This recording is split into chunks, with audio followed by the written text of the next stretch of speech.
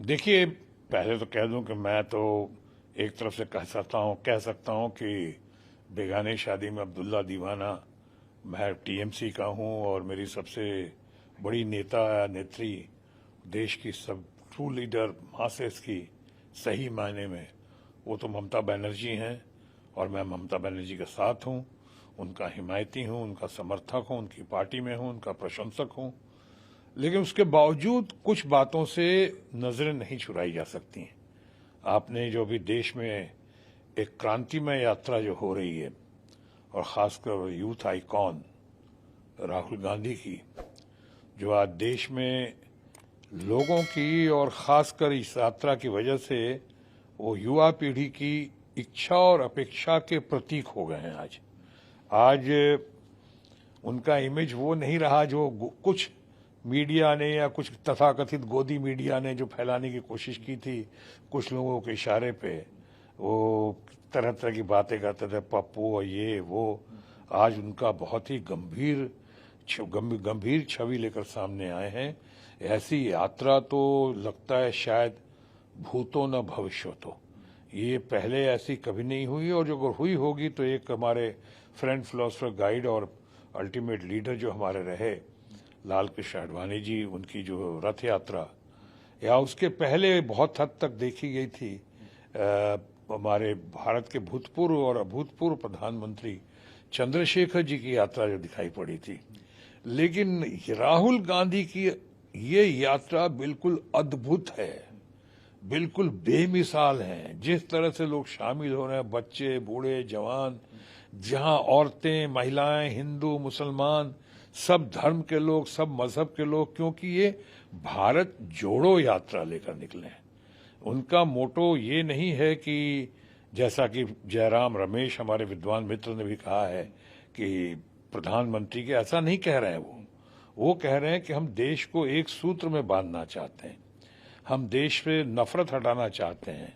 या वो कहते हैं कि मैं नफरत के बाजार में मोहब्बत की दुकान खोलने आया हूं। अच्छा है, इरादा अच्छा है। मैं तो कहूंगा कि उनको उसमें कामयाबी मिले। और मैं इस यात्रा में जिस तरह से लोग गतिरोध पैदा कर रहे हैं और जिन गतिरोध को झेलते हुए राहुल गांधी की ये यात्रा इतने बड़े लेवल पे बनी है, विशाल बन गई है, भव्य बन गया है, इसके पीछे मुझे हमेशा महात्मा गांधी की वाणी याद आती है, जो एक जमाने में मुझे खुद लाल कृष्ण आडवाणी ने सुनाया था, जो हमारे फ्रेंड फिलोसफर गाइड और अल्टीमेट गुरु रहे। उन्होंने सुनाया था कि किसी भी आंदोलन को या किसी भी नए काम को अंजाम तक पहुंचने में 4 दौर से गुजरना ही पड़ता है। राहुल गांधी के ऊपर अक्षरशः ये सत्य साबित हो रही है। और वो 4 दौर क्या है? कोई नया काम, यात्रा हुई, लोग मजाक उड़ाएंगे। पहला है उपहास। उपहास का सामना करना पड़ेगा, और जैसे राहुल गांधी को करना पड़ा, कितना उपहास उड़ाया गया उनका। और तो और कि यात्रा की बात हो रही तो उनके टी शर्ट की बात शुरू की गई कि ये साहब कोई नहीं आएगा, फ्लॉप हो जाएगी यात्रा, तरह तरह। तो उपहास। दूसरा दौर होगा उपेक्षा। वो भी हुआ राहुल गांधी के साथ। लोगों ने इग्नोर करना शुरू किया, छोड़ो ना, क्या बातें कर रहे हैं यात्रा की, ये तो यात्रा कहाँ होने वाली पूरी। अब आपने उपहास के बाद उपेक्षा। वो अपने कन्विक्शन के साथ, अपने जोश के साथ, अपने विजडम के साथ जिस तरह से आगे बढ़ते गए, तो तीसरा दौर आया महात्मा गांधी के वचन के अनुसार और उनकी कथनी के अनुसार। तीसरा दौर आया उपहास, उपेक्षा के बाद तिरस्कार, कंटेम्प्ट, गालियां देने लोग शुरू किए उनको, उनके बारे में तीखी टिप्पणियां शुरू कर दी, ऐसे ऐसे शब्दों का प्रयोग किया उनके और उनके परिवार के बारे में, जो बिल्कुल किसी भी उसका औचित्य नहीं, किसी भी तरीके से उसको सही नहीं माना जा सकता।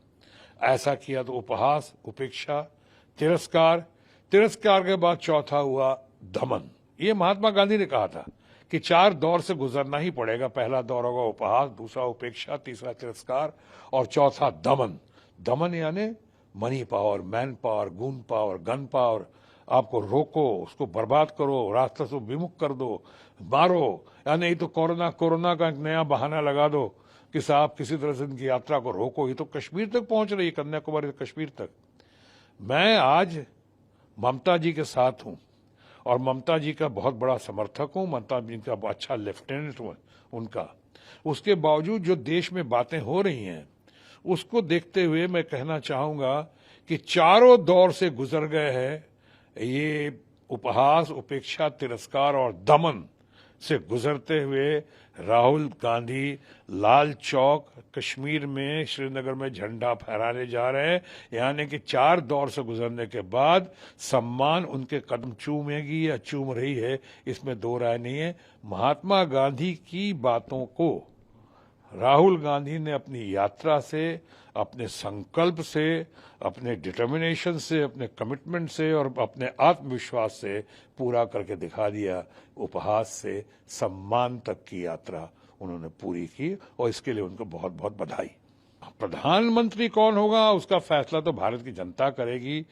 अलग अलग संख्या बल जो है अलग अलग पार्टीज के होंगे, वो लोग मिलेंगे, एकजुट होंगे। उसमें बहुत बड़ा हाथ हमारी ममता बनर्जी जी का भी होगा। ममता बनर्जी जी की तो लोग देख रहे हैं कि वो 2024 में एक बहुत बड़ी गेम चेंजर बनकर सामने आएंगी। महिला है और पहली महिला आज मुख्यमंत्री हैं जो लगातार लोगों के धन शक्ति का जवाब अपने जनशक्ति से दे रही हैं। लोगों को इस तरह से दमन या लोगों का जिस तरह से उनके खिलाफ प्रचार हुआ, प्रसार हुआ, उसका बहुत बढ़िया से जवाब दे रही है। तो ममता बनर्जी को तो आज आप कोई भी ऐसा नहीं है देश में जो उनको लाइटली ले सकता है। वो बहुत बड़ी नेता है या देश की सर्वमान्य सबसे ज्यादा leader of the masses in true sense अगर कोई है, या आज के दिन सही मायने में कोई आयरन लेडी है जो किसके बाद बहुत ही सॉफ्ट हार्ट है, काइंड हार्ट है, तो वो है ममता बनर्जी। उनके पर लोगों की निगाहें टिकी हुई हैं, उसमें दो राय नहीं। लेकिन आपके सवाल का जवाब, क्या चुनाव में इस पे फर्क पड़ेगा? और राहुल गांधी के पड़ेगा क्यों? पड़ना ही चाहिए। क्यों नहीं पड़ेगा? पड़ सकता है, क्योंकि आपने खुद देखा होगा जगन रेड्डी भी इसके पहले उन्होंने यात्रा की थी। आज जो जगन रेड्डी को इतना इग्नोर किया गया था, हटा दिया गया था, पर जगन रेड्डी ने यात्रा करके आखिर मुख्यमंत्री का सिर्फ दावेदार ही नहीं बल्कि अपने आप को मुख्यमंत्री साबित भी करके दिखा दिया। तो यात्रा में बहुत दम है और खासकर राहुल गांधी की यात्रा में खास देख रहा हूं, एक कमिटमेंट है, एक उनके अंदर बहुत बढ़िया संकल्प है, देश को जोड़ने की बहुत बढ़िया उनके अंदर एक विजडम है, पॉलिसी है, आइडियाज हैं।